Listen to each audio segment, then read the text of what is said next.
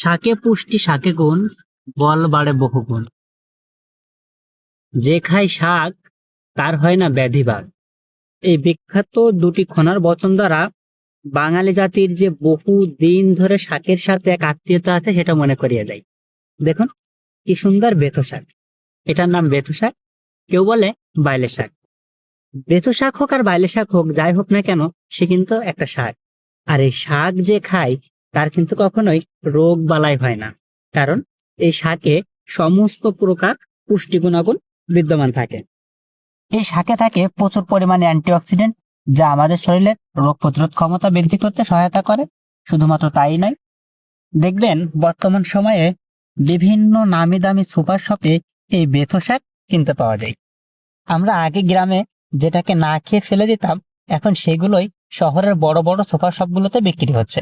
দেখুন কি সুন্দর শাক, 2 মুঠ তুলছি, মুঠ ভরে যাচ্ছে। আর সত্যি কথা বলতে এখন সিজনের শেষের দিকে সাধারণত এগুলো শস্যর ভুঁই বা গমের ভুঁইতে বেশি দেখা যায়। তো এখন যেহেতু সিজনের শেষের দিকে আমরা আসছিলাম ভিডিও করার জন্য, তো আসার পরে এরকম একটা পরিবেশ দেখে আমরা তুলে নিয়ে যাচ্ছি বাড়ির দিকে। যদি কোথাও আপনারাও এরকম ভেতো শাক পেয়ে থাকেন, অবশ্যই তুলে নিয়ে যাবেন, কারণ শাক এমন একটা সবজি যাতে কিন্তু কোনো প্রকার ক্ষতিকারক উপাদান নাই। শুধুমাত্র শাক না, যে কোনো গ্রাম বাংলায় ঘটে যায় যে কোনো সবজি কিন্তু প্রচুর পরিমাণে আমাদের দেহের জন্য উপকারী।